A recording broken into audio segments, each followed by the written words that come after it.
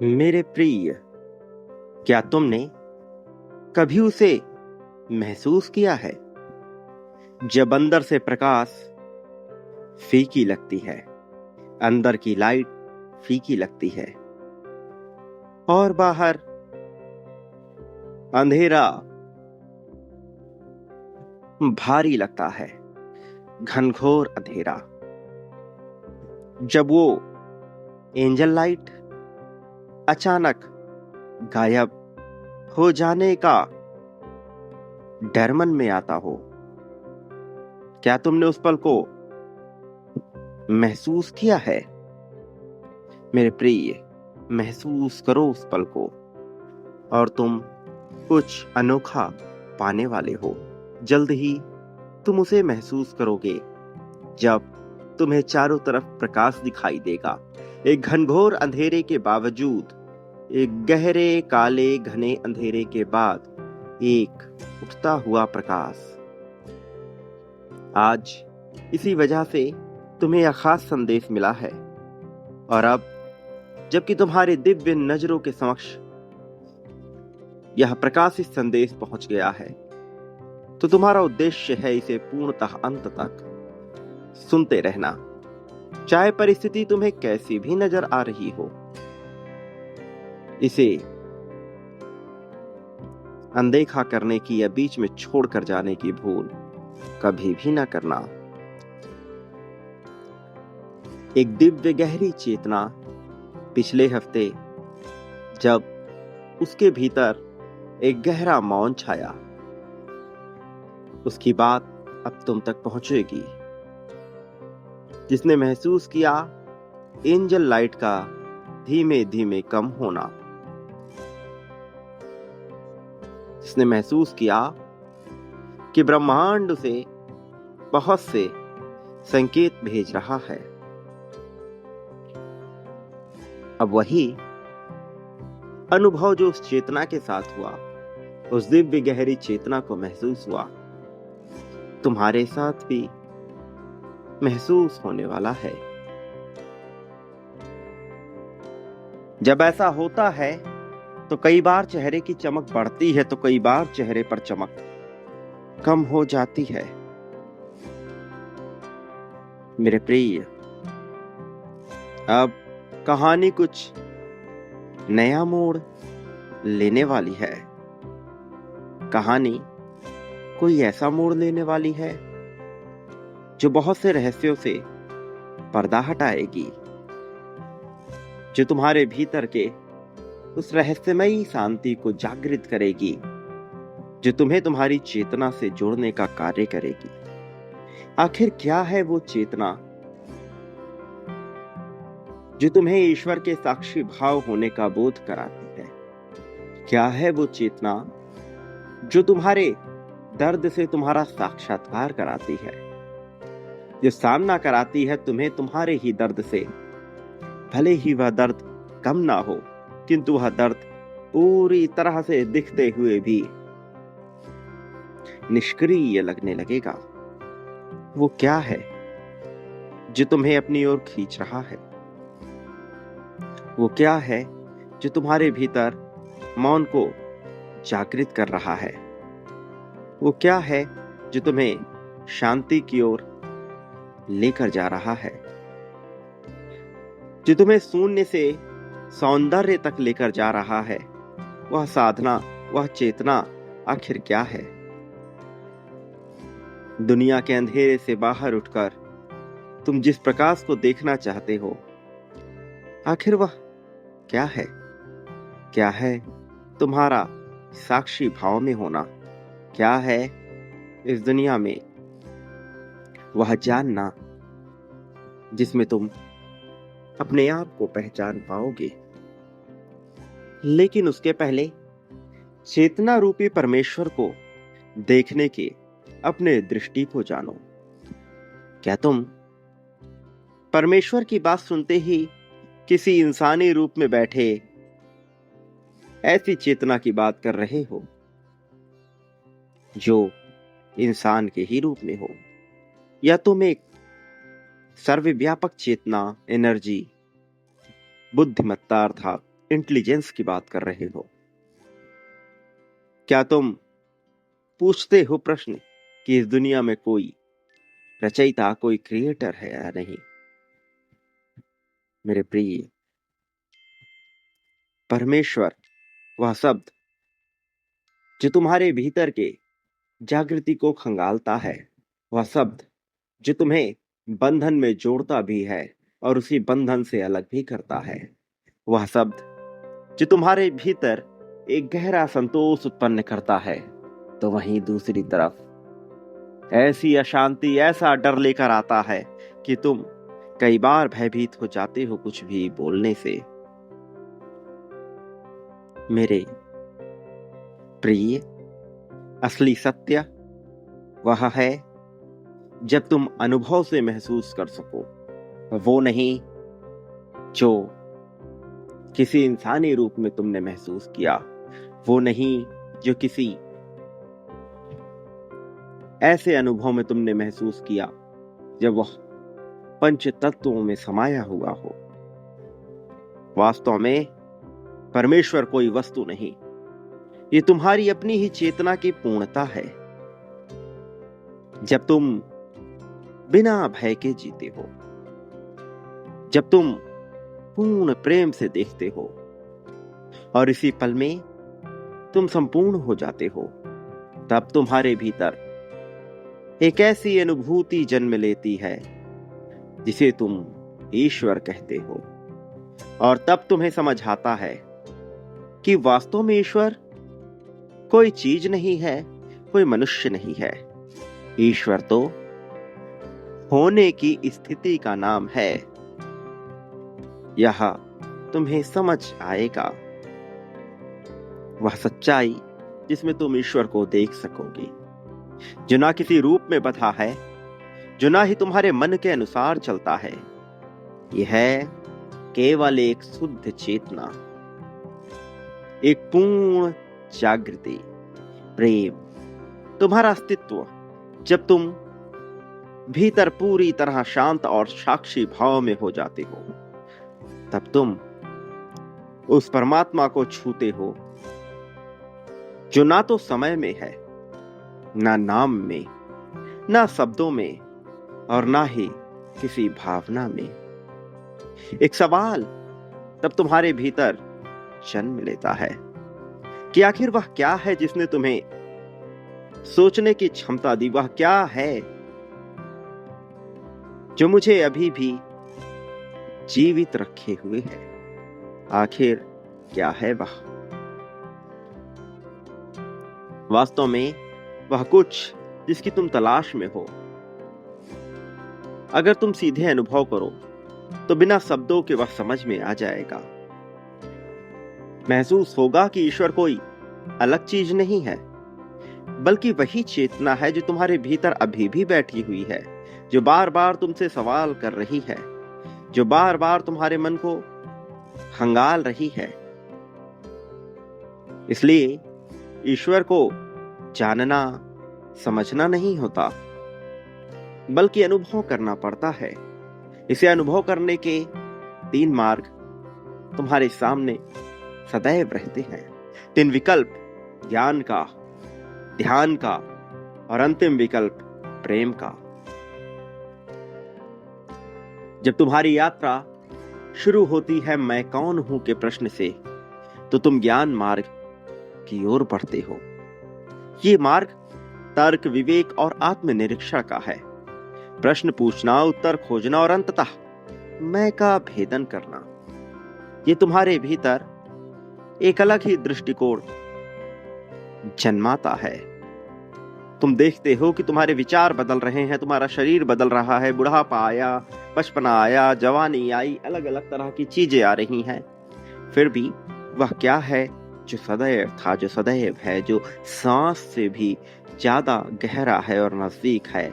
तब जन्म लेता है यह प्रश्न कि मैं कौन हूं।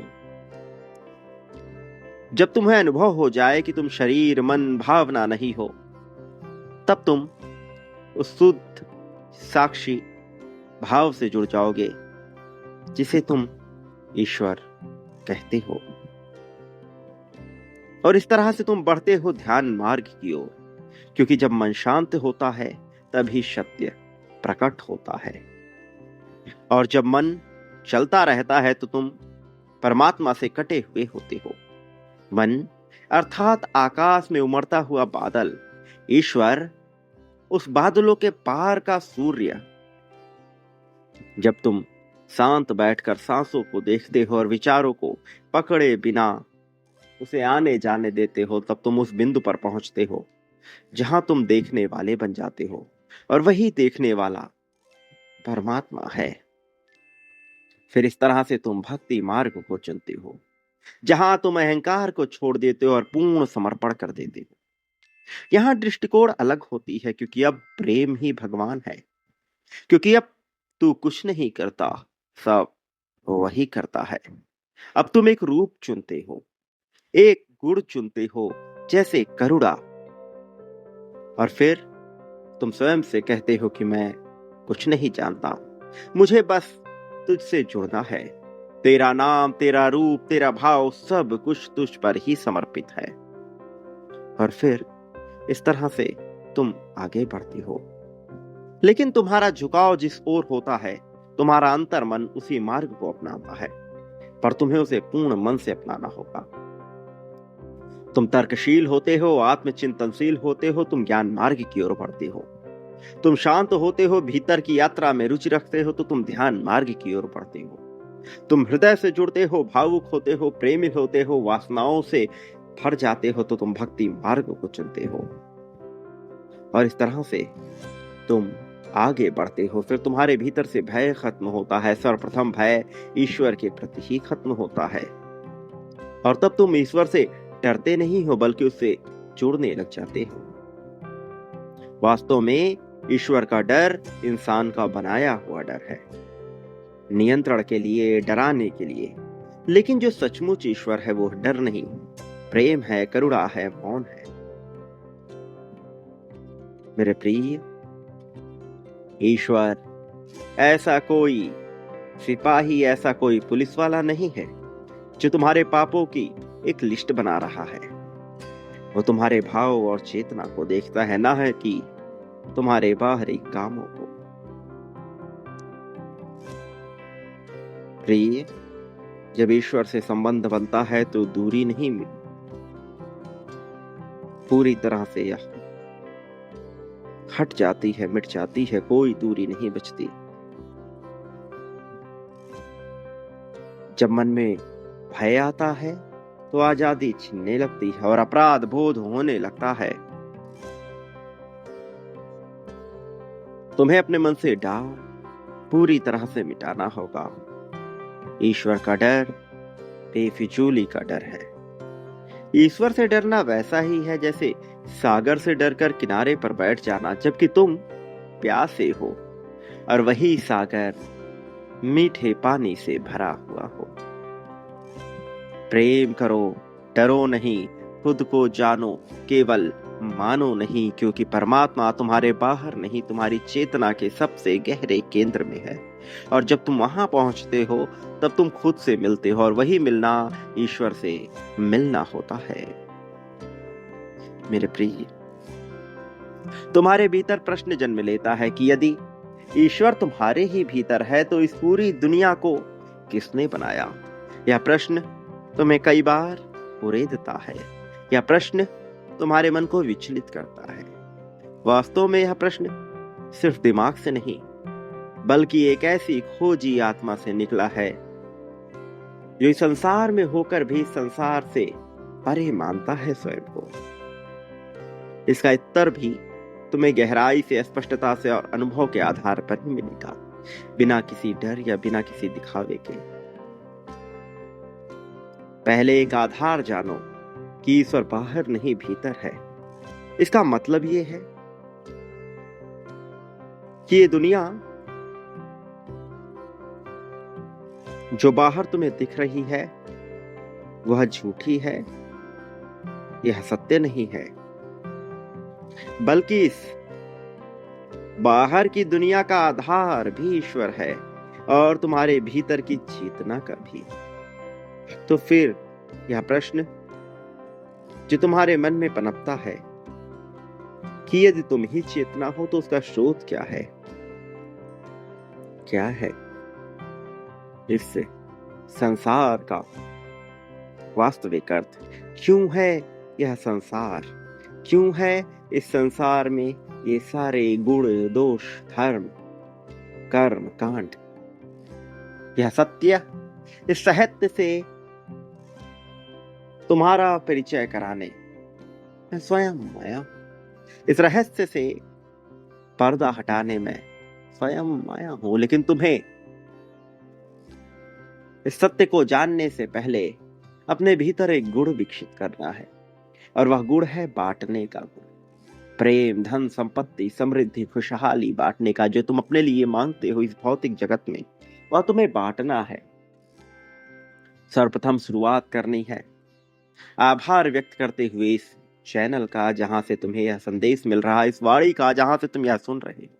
इसके प्रति बांटो मेरे प्रति, बड़ी मात्रा और संख्या में बांटो। संख्या 51,000 लिखकर बांटना प्रारंभ करो। इसी पल से, इसी क्षण से बांटने की प्रक्रिया शुरू कर दो।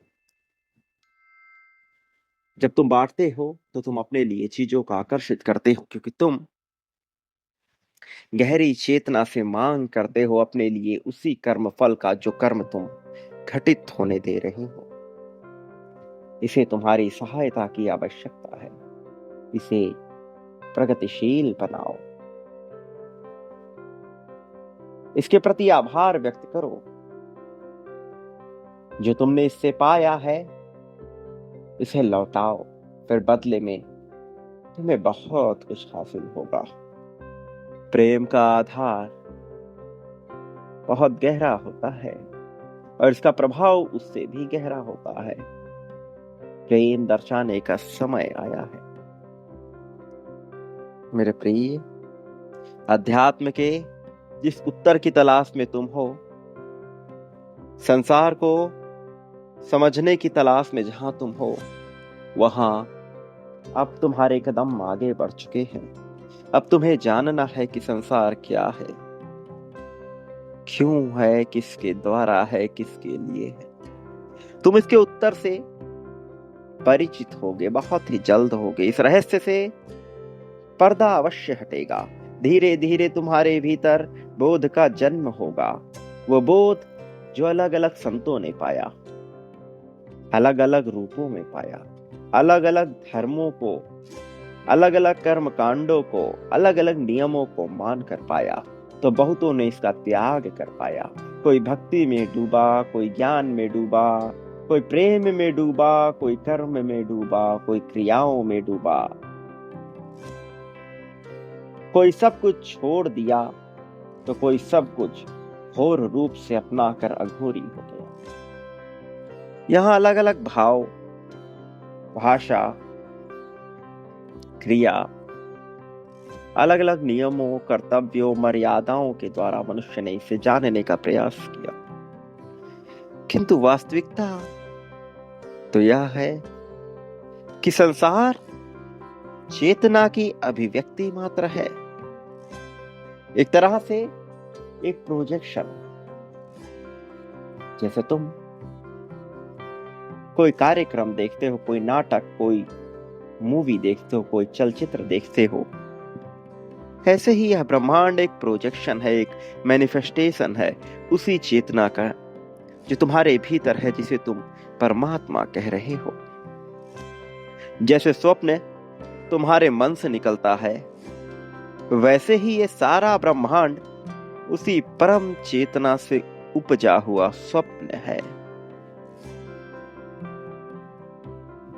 ये बात गहरी है, एक बार में समझ आने वाली नहीं है, थोड़ी जटिल है, थोड़ी उलझी हुई है, किंतु बड़ी सरल भी है। एक बार गहराई में उतरकर इसे जानने का प्रयास करोगे तो जान जाओगे। जो तुम पाना चाहते हो वह सब तुम्हें मिल जाएगा। रुका हुआ है केवल तुम्हारे समझ के अभाव के कारण। कुछ विकसित नहीं करना, कोई कौशल नहीं चाहिए, यह पहले से ही तुम्हें मिला है। बस तुम्हें बांटने आना चाहिए, बस तुम्हें उद्धार करने आना चाहिए, तुम्हें सृजनकर्ता के रूप में होना चाहिए, तुम्हें पालनकर्ता के रूप में आना चाहिए। फिर तुम पाओगे कि सारी बुराइयों का संहार हो रहा है। फिर तुम पाओगे कि ब्रह्मांड स्वयं में तुम्हारे लिए निर्मित हो रहा है, तुम्हारे ही आदेशों पर। इस संसार को कोई बाहर बैठा परमात्मा नहीं बना रहा। शुद्ध चेतना, शुद्ध सच्चा स्वरूप, यह वाणी भी तुमसे ही उपजी है, यह चैनल भी तुम्हारे लिए ही उपजा है, तुमसे ही उपजा है।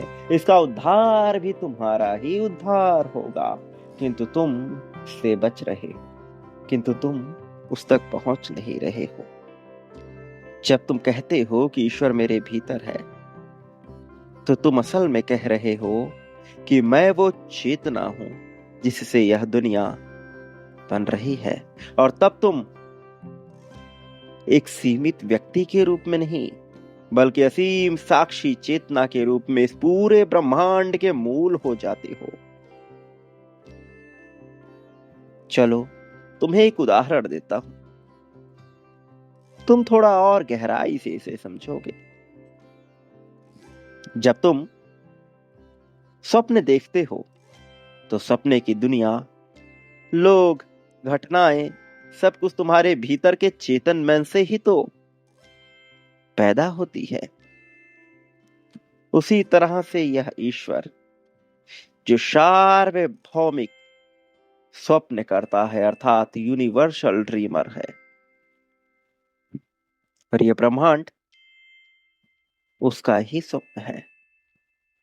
परमात्मा यूनिवर्सल ड्रीमर और ब्रह्मांड उसका ही प्रोजेक्शन, उसका ही स्वप्न। प्रिय, अलग अलग ग्रंथों में, अलग अलग किताबों में, अलग अलग रहस्यों से मनुष्य इसे पाने का प्रयास करता रहा, इसकी मूल तक जाने का प्रयास करता रहा, किंतु पा ना सका। ग्रंथों में, किताबों में, उपनिषदों में, अलग अलग जगह उसने यही ढूंढने का प्रयास किया और पाया कि सब कुछ ब्रह्म ही है, किंतु कोई भी से। और जब यह रहस्य संकलित हो गया, फिर भी मनुष्य अपने माया में ऐसा उलझा कि यह जान न सका। यह जानकर अलग अलग लिपियों में, अलग अलग भाषाओं में उसने इसे ही ढूंढा, जबकि वह ढूंढ ही चुका था। उपनिषदों में उसने लिख दिया, सर्वम खल्विदम ब्रह्म, अर्थात सब कुछ ब्रह्म ही है, सब कुछ चेतना ही है। उसी उपनिषद में उसने पुनः लिखा, अहम ब्रह्मास्मि, अर्थात मैं ही वह परम ब्रह्म, परम चेतना हूं। सब कुछ चेतना ही है और मैं ही वह चेतना हूं, यह जानकर भी वह इस रहस्य से अबोध बना रहा।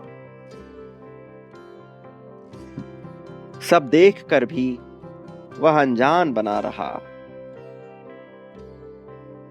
वह फिर भी ढूंढता रहा, किंतु सत्य तो यही है कि जब तुम अपने भीतर की चेतना को जान लोगे, तब तुम्हें बाहर की पूरी सृष्टि एक ही ऊर्जा की अभिव्यक्ति लगने लगेगी।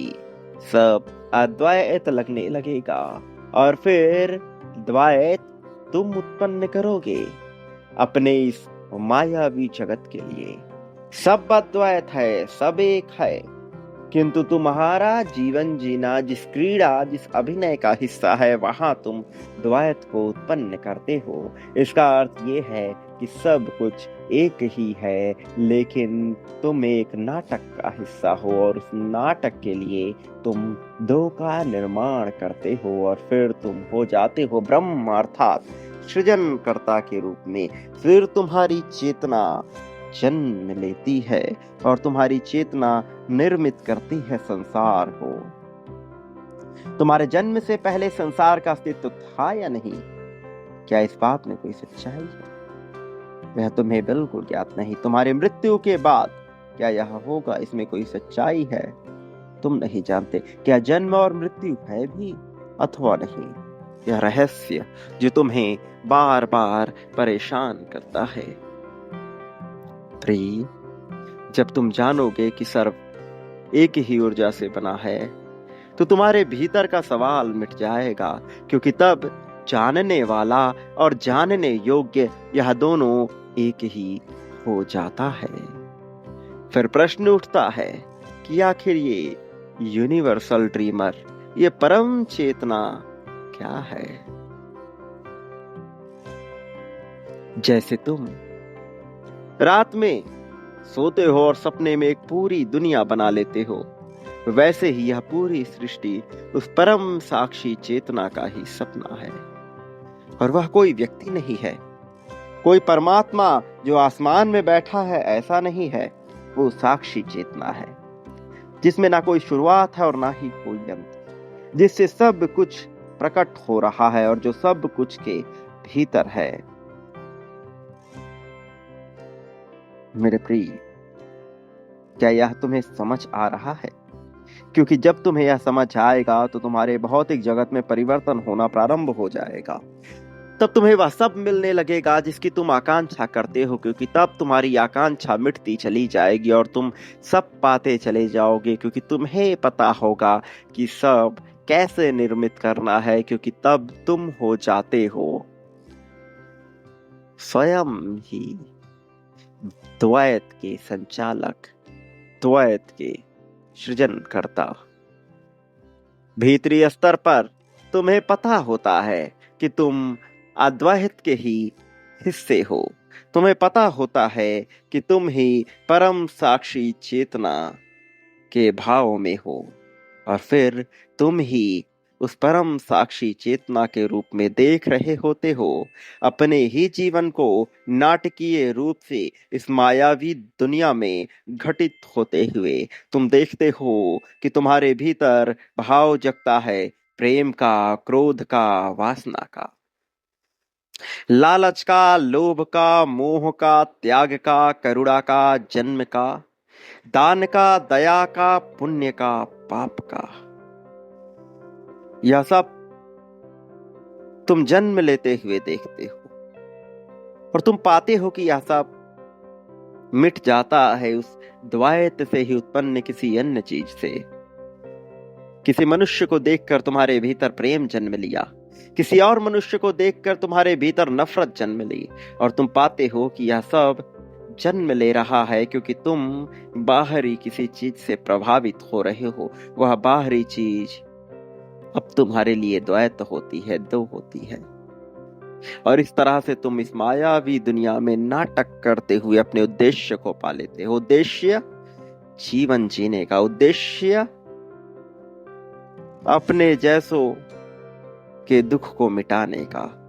जो दुख तुमने सहा, जो पीड़ा तुमने सही, वह सरल नहीं थी। उससे ऊपर उठकर अभी भी तुम दुख से घिरे हो, किंतु अब तुम साक्षी भाव में हो। अब दुख होगा किंतु तुम्हें कष्ट नहीं दे सकेगा। अब दुख होगा किंतु तुम जानोगे कि यह स्वप्न है। तुम पाओगे कि सब मिट गया पर तुम रह गए। तुम पाओगे कि वह कौन है जिसने स्वप्न को देखा था, और उत्तर मिलेगा कि वह तुम ही हो। ये यूनिवर्सल ड्रीमर कोई दूसरा नहीं है, ये वही चेतना है जो इस वक्त तुम में देख रही है, सुन रही है, प्रश्न पूछ रही है, जो इस संदेश को पा रही है, जिसने ही इस संदेश को निर्मित किया है, जो ऐसा सांग रची हुई है कि कर्मों के जाल से बंध गई है, एक कार्मिक बंधन। अब तुम पाते हो बांटने से, और फिर तुम ही पीछे हट रहे हो बांटने से। यह मायावी है किंतु यह द्वैत तुमने ही उत्पन्न किया है, और मैं एक मार्गदर्शक के रूप में तुम्हारी ही चेतना तुम्हें यह बताने आया हूं कि तुम्हें इस भ्रम को तोड़ना है और तुम्हें बांटना प्रारंभ करना है। अभी तक तुम उस चरम तक नहीं पहुंच रहे। बड़ी मात्रा और संख्या में बांटो, संख्या 51,000 लिखकर उसी क्रम में बांटो मेरे प्रिय। तुम चाहोगे तो मार्ग तलाश लोगे, अन्यथा प्रश्न पूछते रह जाओगे। कैसे, कब, कहां, इसका उत्तर है अभी, इसी पल, यहीं। तुम मार्ग तलाशो, फिर तुम सब कर सकते हो। तुम्हारे भीतर की समझ, तुम्हारे भीतर की चेतना तुम्हें बार बार जगा रही है, तुम्हारे भीतर ध्यान उत्पन्न कर रही है। और इस यूनिवर्सल ड्रीमर अर्थात परमात्मा, अर्थात ईश्वर, अर्थात परम चेतना को जानने का एकमात्र तरीका यही है। खुद को जानो, खुद के भीतर उतर जाओ, क्योंकि वही चेतना तुम्हारे भीतर है और वही इस ब्रह्मांड की ड्रीमर भी है। मेरे प्रिय बच्चे, स्वप्न अब हकीकत का रूप ले रहा है। अब तुम्हारे जीवन में एक ऐसा परिवर्तन होने को है जो तुम्हारे जीवन की पूरी रूपरेखा को बदल देगा, जो तुम्हारे जीवन को पूरी तरह से सच्चाई और ताकत से भर देगा। अब जो उत्पन्न हुआ है सब तुम्हारे मन से निकला है। अब यह स्वप्न किसी और ने नहीं देखा, यह तुम्हारा ही है। वो तुम ही हो, लेकिन एक गहरे, शांत, बिना नाम वाले रूप में। ये दुनिया, इसकी सच्चाई क्या है, इसे एकदम सरल भाषा में तुम्हें समझाता हूं, क्योंकि तुम इसी चेतना के अंश हो और यही चेतना तुम्हें यह बता रही है। तो समझो मेरे प्रिय बच्चे, मैं अभी तुम्हारे पिता के रूप, तुम्हारी ही चेतना का स्वरूप हूं। मैं ही तुम्हारे साथी के रूप में तुम्हारी ही चेतना का स्वरूप बनता हूं। मैं ही तुम्हारे गुरु के रूप में तुम्हारी ही चेतना का अंश होता हूं और मैं ही तुम्हारे रूप में तुम्हारी ही चेतना का मित्र बनता हूं। तो अब सीधे, सरल, सटीक भाषा में, बिना किसी धार्मिक दबाव के, बिना किसी कर्मकांड से भरे हुए जंजाल से तुम जानो कि यह दुनिया एक स्वप्न है और इसको देखने वाला एक सार्वभौमिक स्वप्नकर्ता अर्थात यूनिवर्सल ड्रीमर है। और ये वही चेतना है जिससे यह स्वप्न निकल रहा है और वह अलग नहीं है तुमसे। जब तुम अपने विचार, नाम, शरीर, इच्छा से ऊपर उठ जाते हो, तब तुम देख पाते हो कि तुम ही हो वह यूनिवर्सल ड्रीमर। इसीलिए तुम्हें यह जानना होगा कि ईश्वर बाहर कहीं नहीं है, वो वही है जो तुम्हारे भीतर चुपचाप सब देख रहा है। जब तुम छोटे थे, जब तुम इस अवस्था में हो, उस पल में जब तुम स्वयं को अपने नाम से जानते हो, समझते हो, तब लगता है कि यह ड्रीमर कोई और है। लेकिन जब तुम अपने भीतर गहराई से उतरते हो तो अनुभव होगा, तुम पाते हो कि तुम ही वही साक्षी हो, तुम ही वही ड्रीमर हो और यह दुनिया एक अनुभव है, ना कि ठोस सच्चाई। मेरे प्रिय, तुम्हारे मन में अनेक तरह के प्रश्न उत्पन्न होते हैं। उन प्रश्नों के जवाब तुम्हें आगे अवश्य मिलेंगे। तुम्हारे मन का प्रश्न मैं समझता हूं। तुम्हारे मन में उठने वाला यह प्रश्न कि जब चेतना सबके भीतर है तो आखिर इस दुनिया में अन्याय क्यों होता है? यदि गलत करने वालों के भीतर भी चेतना है तो वो ऐसा क्यों करते हैं? वास्तव में तुम्हारा यह सवाल आत्मिक भी है और बौद्धिक भी है। और इसका उत्तर तुम्हें ईश्वर, जीवन, मानव स्वभाव, इन सब के एक साथ अवलोकन से पता लगता है। निश्चित तौर पर चेतना सबके भीतर है, किंतु हर कोई उस चेतना से जुड़ा हुआ नहीं है। गलती, अपराध, अन्याय ये सब होते हैं जब इंसान अपने भीतर की चेतना से कट जाता है और अहंकार, डर, लालच, अज्ञान के अधीन हो जाता है। तुम इसे समझ नहीं पा रहे। चलो तुम्हें एक उदाहरण देता हूं, एक सरल उदाहरण। तुम समझते हो बल्ब को। अब मान लो कि एक बल्ब है, प्रकाश देने वाला बल्ब, जो अपने प्रकाश को उत्पन्न करता है करंट, धारा की वजह से। मान लो वह करंट चेतना है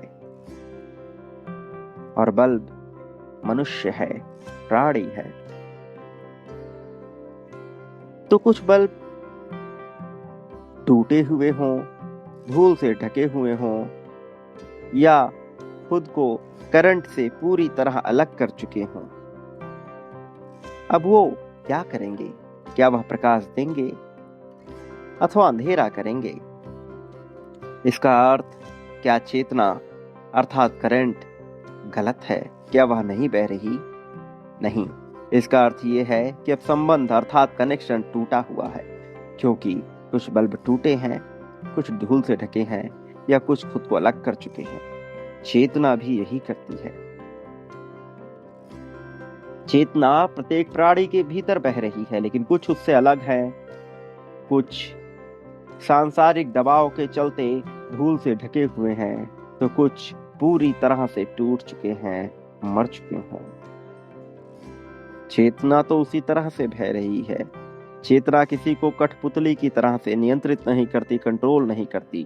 वो सिर्फ प्रकाश देती है, जैसे सूरज सब पर बराबर चमकता है। अब कोई उस प्रकाश में कर्म करे, ध्यान करे, सेवा करे, या उस रोशनी का इस्तेमाल चोरी, पाप, हिंसा में करे, ये व्यक्ति की चेतना की और अपने ही मानसिक हालत की स्थिति पर निर्भर करता है। निश्चित तौर पर कुछ लोग गलत करते हैं, किंतु वह ऐसा करते हैं क्योंकि वो पूरी तरह से अज्ञान से भरे हैं, भय और असुरक्षा की वजह से स्वार्थी हो चुके हैं, कुंठा और जीवन की कंडीशनिंग की वजह से वह पूरी तरह से दबे हुए हैं, या फिर उनमें यह अहंकार पनप गया है कि मैं ही सब कुछ हूं। लेकिन इसमें चेतना का कोई दोष नहीं, क्योंकि चेतना तो बस उपस्थिति है, जैसे दर्पण। वो जैसा सामने आता है वैसा ही दिखा देता है, चाहे सामने देवता हो अथवा राक्षस। किंतु इंसान बदलता है, प्राणी बदलते हैं। जब वो भीतर की चेतना से जुड़ने लगते हैं तब वह बदलते हैं। उनकी बुद्धि शांत होती है, उनका दिल खुलता है और धीरे धीरे उनमें करुणा, विवेक और प्रेम जन्म लेने लगता है। तब वह गलतियां छोड़ने नहीं, बल्कि समझने और देखने के कारण वह बदलते हैं, अलग होते हैं और ठीक होते हैं। मेरे प्रिय, यह समाज सभ्यताओं से निर्मित हुआ है। अलग अलग सभ्यता में अलग अलग मान्यताएं रही। जब तुम स्वयं को मान्यताओं से मुक्त करके एक शुद्ध चेतना के रूप में देखोगे, तब तुम पाओगे कि तुम्हारे भीतर जो विकास हो रहा है वही असली है, वही सात्विक है और वही सत्य है। यह होगा मेरे प्रिय, यह निरंतर होता आया है, यह निरंतर होता रहेगा। तुम जीतोगे, निश्चित तौर पर तुम्हारा जीतना तय भी है। मैं इस जीत को पहले ही लिख चुका हूं। तुम्हारी जीत में किसी तरह का, किसी भी प्रकार का कोई कमी अवशेष ना रहेगा। बस तुम स्वयं को उस चेतना के रूप में देखना प्रारंभ करो। मैं तुम्हारे साथ हूँ। तुम्हारे जीवन को ताकत से बदलने के लिए मैं तुम्हारे पास हूँ। मैं तुम्हारा मार्गदर्शन करने वाला तुम्हारी ही दिव्य चेतना हूँ। उस परम चेतना परमात्मा के रूप में अब साक्षी भाव में तुम्हें लाने आया हूँ, ताकि तुम अपने जीवन में होने वाले परिवर्तन को महसूस कर सको, ताकि तुम देख सको उस बदलाव को जो तुम्हारे साथ होना है। और इस बदलाव को अभी देखने के लिए पुष्टि करो, संख्या 777 लिखते हुए, यह बताते हुए कि अब तुम्हारे जीवन में यह बदलाव तुम स्वीकार करते हो। इसे लिखो मेरे प्रिय। ध्यान और भक्ति को स्वीकार करो। जो मैं कह रहा हूं उसे ध्यान से सुनो। अपनी आंखें बंद करो, गहरी सांस लो और स्वयं से बोलो कि तुम एक दिव्य चेतना हो। से बोलो इस प्रकार से, जो मैं कहता हूं उसे दोहराओ। मैं परम चेतना हूं। मैं साक्षी भाव से सब कुछ देखता हूं। मैं दुख नहीं हूं, दर्द नहीं हूं, पीड़ा नहीं हूं। मैं क्रोध नहीं हूं, प्रेम नहीं हूं, करुणा नहीं हूं, वासना नहीं हूं। यह सब मुझ में जन्म लेता है, यह सब मिट जाता है, किंतु मैं रहता हूं। मैं सदैव रहता हूं। मैं जीत हूं। मैं जीतने के लिए हूं। जीत पर मेरा अधिकार है। मैं दान हूं, मैं पुण्य हूं और मैं इन सब से परे भी हूं। मैं श्रेष्ठ हूं और मैं ही शून्य भी हूं। मेरे प्रिय, ऐसा बोलकर बांटने की प्रक्रिया में आ जाओ और अभी बांटो मेरे प्रिय। तुम्हारा बांटना आवश्यक है। तुम जो बांटोगे वही पाओगे। याद रखो, तुम कभी भी अकेले नहीं हो। मैं द्वैत रूप में तुम्हारे लिए अवश्य हूँ। अद्वैत रूप में तुम में अवश्य हूँ, पर मैं हूँ। मेरा वजूद है। मेरे आने वाले संदेशों की प्रतीक्षा करना। मैं अवश्य आऊंगा तुम्हारा मार्गदर्शन करने, तुम्हें जीत दिलाने, जीत की राह में तुम्हें बहुत आगे ले जाने के लिए, सारी खुशियों से तुम्हें भर देने के लिए मैं अवश्य आऊंगा मेरे प्रिय। सदा सुखी रहो। तुम्हारा कल्याण हो। तुम्हारी सच्ची प्रगति होगी।